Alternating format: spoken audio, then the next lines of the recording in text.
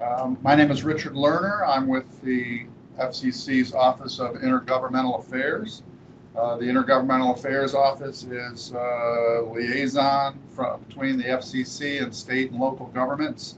And if you have any questions about anything at the FCC generally and don't know where to turn, you can contact us and reach us at iga@fcc.gov. If there are additional topics for webinars that you think would be helpful, let us know. During today's event, we'll accept questions over emails. The email address is at the bottom of the slide, so you can see on your screen, mf2challengeprocess@fcc.gov. And right now, I will turn things over to Chelsea Fallon, who's the director of our Rural Broadband Auction Task Force. Thank you, Rich, and thank you everyone for joining us today for this webinar describing the Mobility Fund Phase 2, or MF2, challenge process for state, local, and tribal governments. I'm Chelsea Fallon, the director of the Rural Broadband Auctions Task Force at the FCC, and I am joined by Jonathan McCormick, an attorney in the Auctions Division of the FCC's Wireless Telecommunications Bureau. Jonathan is going to describe the challenge process and provide specific instructions on how you can participate. I just want to start with a few words on why this is important to state, local, and tribal governments. Basically, if you think that there are areas of your town, county, state, or tribal area that do not get 4G mobile service today, and you think they should, this is an opportunity for you to convey that and ultimately try to have federal funding awarded to providers to build mobile broadband networks in those areas. In 2019, the FCC is planning to award up to $4.5 billion in support over 10 years for 4G build-out to certain areas of the country. And right now we're determining what those areas should be, and information that you can provide through this process can lead to a more accurate map of the areas that should be eligible to receive support. As Rich mentioned, at the end of this presentation, we'll take about a 10-minute break, and then we will return to answer any questions that have been emailed to us. If you have a question that arises during the webinar, please send it to the email address at the bottom of each slide, which is mf2challengeprocess@fcc.gov. Just want to note that all the participants are muted during the webinar, so any questions that you have must be sent in via email to that email address. So just want to say thank you, and I will now turn things over to Jonathan. Thank you, Chelsea. During today's webinar, we will first discuss a bit of background as a way of overview of the Mobility Fund Phase 2. Next, we will discuss the challenge process at a high level, including the release of the initial eligible areas map, deciding whether to participate, and a high-level step-by-step guide to becoming a challenger. After that, we will discuss challenge process details, such as the window to file challenges, the window for challenged parties to respond to challenges, and how the Commission will adjudicate such challenges. Finally, we will discuss important information, including how to request access to the challenge process portal, which will be hosted by USAC, the Universal Service Administrator Company, as well as where to go to get additional resources.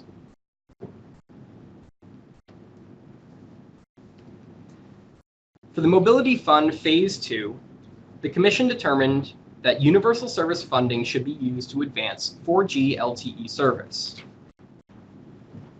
Areas determined to be eligible for MF2 support will be those where there is no qualifying unsubsidized service. As I'll explain in more detail, the challenge process helps determine those areas.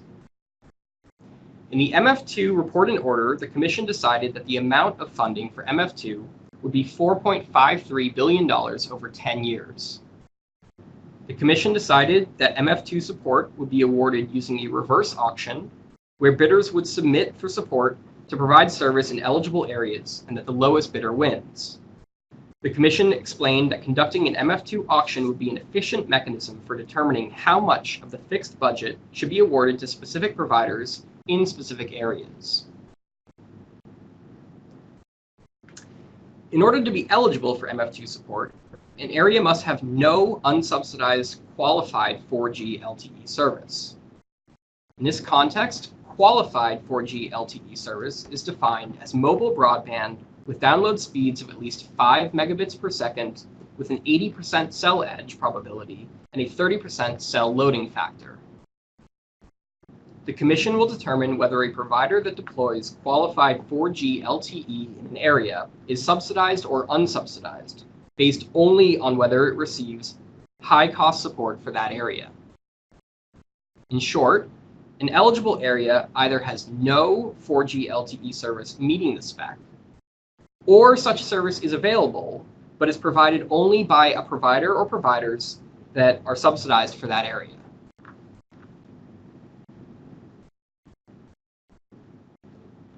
In order to generate the initial map of areas that are presumptively eligible for MF2 support, the so-called initial eligible areas map, we use the data submitted by providers as part of a new one-time collection of qualified 4G LTE service coverage. Entities that are required to file this data submitted coverage data in January of this year. We then combine subsidy data from USAC with the coverage data submitted by each provider when we established the initial eligible areas. The map of initial eligible areas was published on the Commission's MF2 webpage at the end of February and can be accessed at the URL shown on this slide.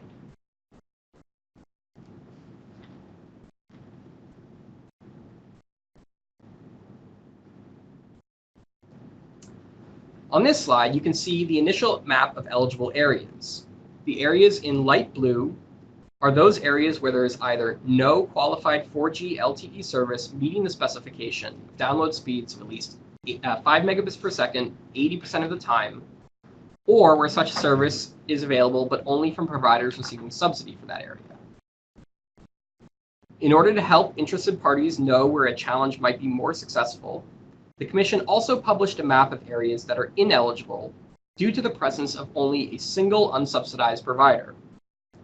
The areas in green show those areas where only one unsubsidized provider filed coverage data that meets the specification of download speeds of at least 5 megabits per second, 80% of the time. Challengers in the MF2 challenge process may find it easier to prove a challenge where there is only reported coverage from one provider, and so challengers may focus on the areas shown in green.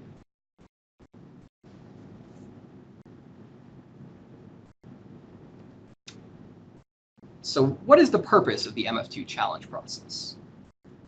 Well, the Commission is committed to responsibly spending limited ratepayer funds, which ensures that support does not go to areas that already have unsubsidized qualified 4G LTE service. The challenge process also provides interested parties the opportunity to review the coverage analysis for determining the initial areas eligible for MF2 support. Allowing parties to submit actual speed test measurements will also improve the underlying data, furthering the Commission's goals.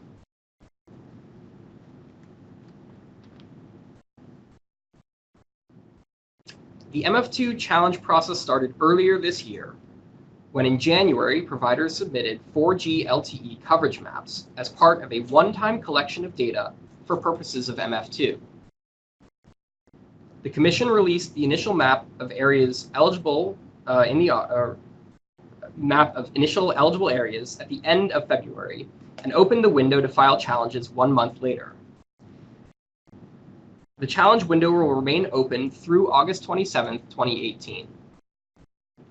Once the challenge window closes, challenge parties will have an opportunity to review the disputed areas for at least 30 days, and then the Commission will open the response window for an additional 30 days. After the response window closes, staff will adjudicate challenges to determine the final map of areas that will be eligible for support in the MF2 auction.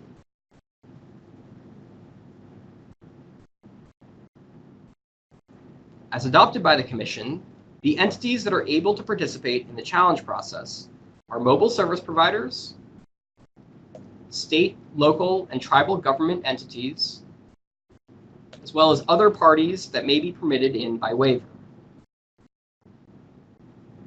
Challengers may only challenge areas that are presumptively ineligible for MF2 support. The areas determined to be initially eligible, or the areas in blue on the prior slide's map, will not be challengeable in this process. In order to initiate a challenge, challengers must submit evidence showing a lack of coverage in the form of actual on-the-ground speed tests. An entity whose coverage is being challenged may respond with its own evidence, but is not required to respond during the response window. After both the window to file challenges and the window to file responses close, Commission staff will adjudicate challenges using a preponderance of the evidence standard.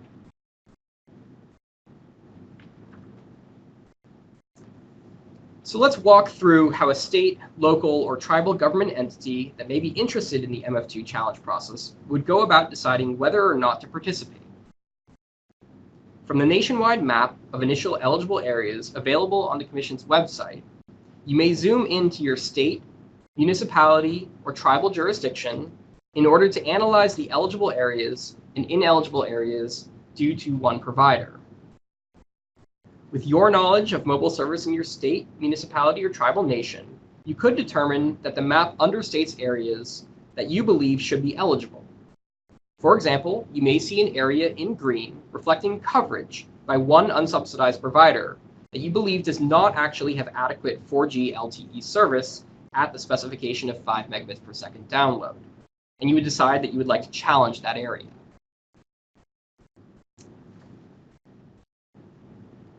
Assuming you've decided to participate in the challenge process, you may be wondering what to do next. Well, first, you may request access to the USAC challenge portal via the access request form available on the FCC's website via the MF2 page. Any person affiliated with a state, local, or tribal government entity may request access on behalf of the entity. In other words, if you are a public utilities commissioner, mayor, town manager, tribal council member, or other employee of a state, local, or tribal government entity, you may request access to the challenge portal. Once you're granted access to the challenge portal, you may then log in and download confidential provider-specific coverage data. More details about how to use the USAC challenge portal, including a webinar on how to use the system, are available from the USAC High Cost webpage identified at the end of this presentation.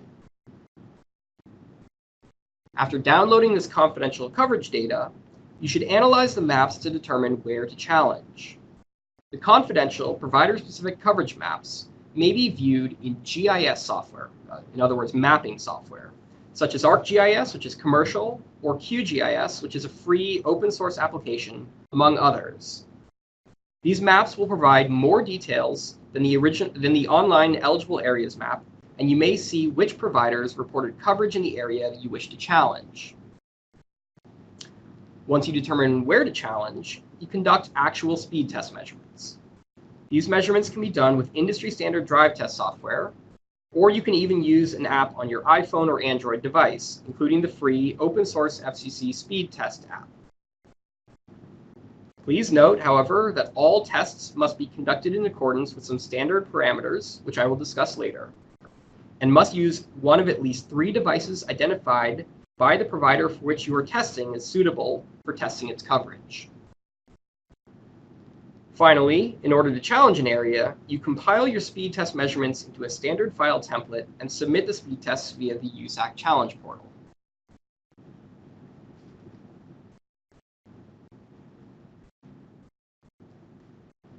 As discussed, the map of initial eligible areas was released publicly on February 27th. The Commission also released in Esri shapefile format, which can be used with GIS software such as ArcGIS or QGIS for form analysis. We also released a map of areas that are initially ineligible due to coverage by a single provider in order to help parties determine where they might be interested in challenging. The challenge window opened on March 29th and will remain open for more than 150 days, closing on the 27th of August. Challengers may submit challenges at any time during this window. As discussed, challengers may download confidential provider-specific coverage maps via the USAC challenge portal and must submit speed tests via the portal as well.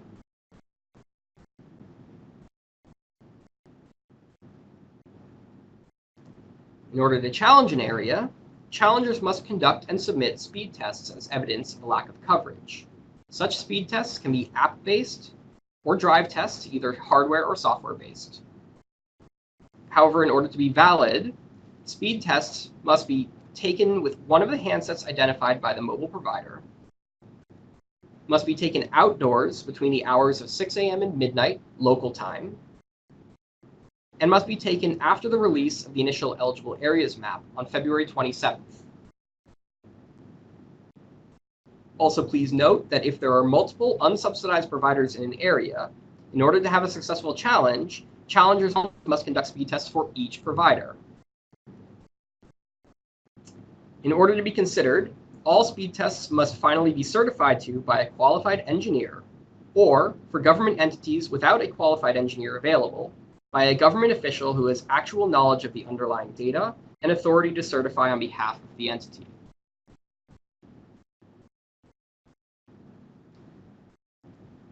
So you may be wondering, how do challengers actually go about conducting speed tests? Well, the process is meant to be fairly straightforward, as in challengers do not actually have to draw their own maps of the areas they wish to challenge. Instead, you may simply take speed tests in the areas that you wish to challenge and then submit tabular data with the results of those speed tests. To go about challenging an area, as discussed, a challenger would first review the confidential provider-specific coverage data available in the USAC portal. After reviewing the coverage information, a challenger would then choose the areas that it wishes to challenge, here highlighted in yellow. In this area, the challenger in the example decides to collect speed tests by drive testing. In the area that it wishes to challenge, the challenger would then conduct speed tests using the handsets identified by the mobile provider. The black dots represent the points at which a challenger conducted a speed test. These speed tests would need to meet all the requirements listed on the previous slides in order to be counted as evidence of during the challenge process. The USAC system will then create a buffer, that is, it will draw a circle around each counted speed test point as part of the data processing for the challenge process. Each speed test point is considered evidence of the larger buffered area around that point.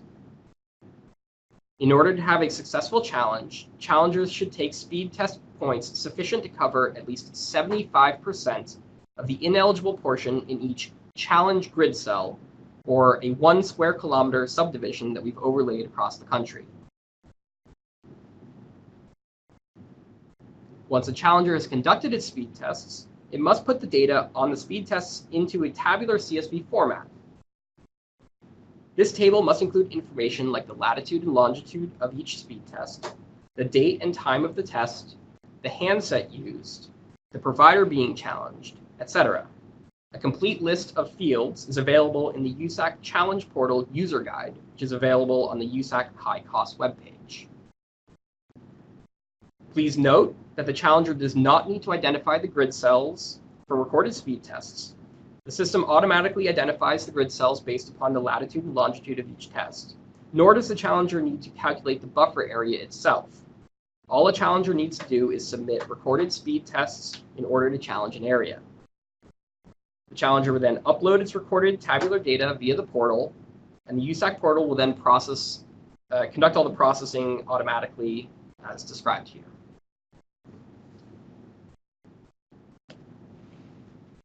Any provider who submitted coverage data that has been challenged will have the opportunity to respond to such challenges during the response window. After the window for filing challenges closes, during the response window, challenge parties will be able to view challenges to their coverage area certified by a challenger. Please keep in mind, though, that challenge parties may but are not required to respond to a challenge. And if a challenge party chooses to respond, it may do so by submitting its own technical evidence that may go to the validity of the challenge. The response window will remain open for challenged parties to submit their own data for 30 days.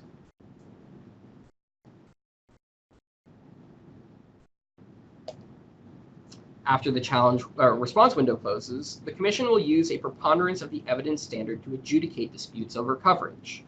This means that a challenger must demonstrate that it is more likely than not that the challenged area does not have qualified 4G LTE coverage. The challenger will bear the burden of proof, and evidence will be weighed based upon its reliability.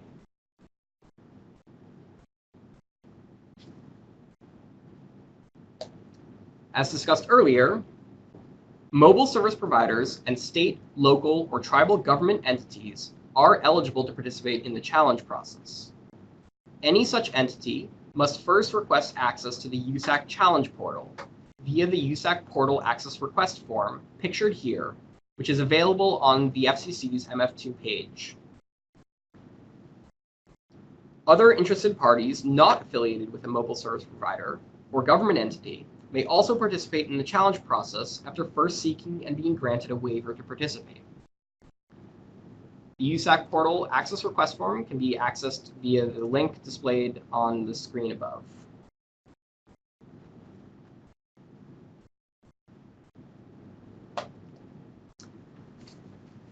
Other important documents, as well as links to the initial eligible areas map and USAC challenge portal access request form, can be found on the Commission's MF2 resource page, available at the URL displayed toward the top of the slide.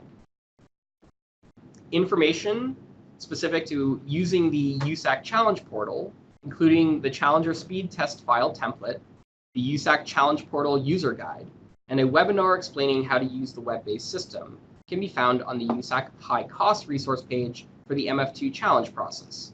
That URL is displayed toward the bottom of the slide.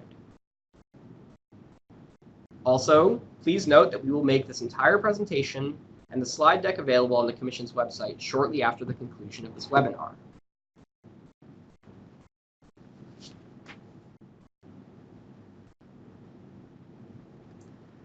We'll now take a short break. If you have any questions, please email to the email address displayed on this slide, and we will return to review the questions shortly to provide answers.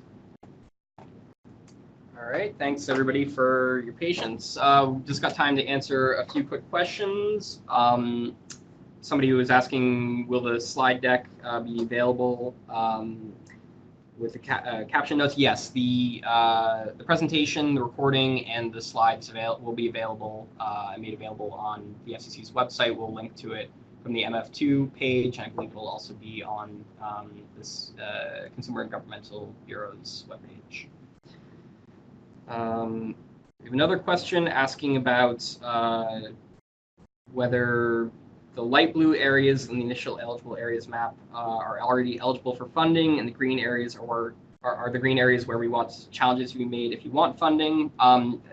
The blue areas are the areas that are eligible. Any area that's not part of the blue areas, that is actually an area that you could submit a challenge. The areas in green are meant to show those areas where it might be a little bit easier to show to prove a challenge because there's only coverage reported by one provider. If you want to challenge an area that has reported coverage by more than one unsubsidized provider, you are more than welcome to.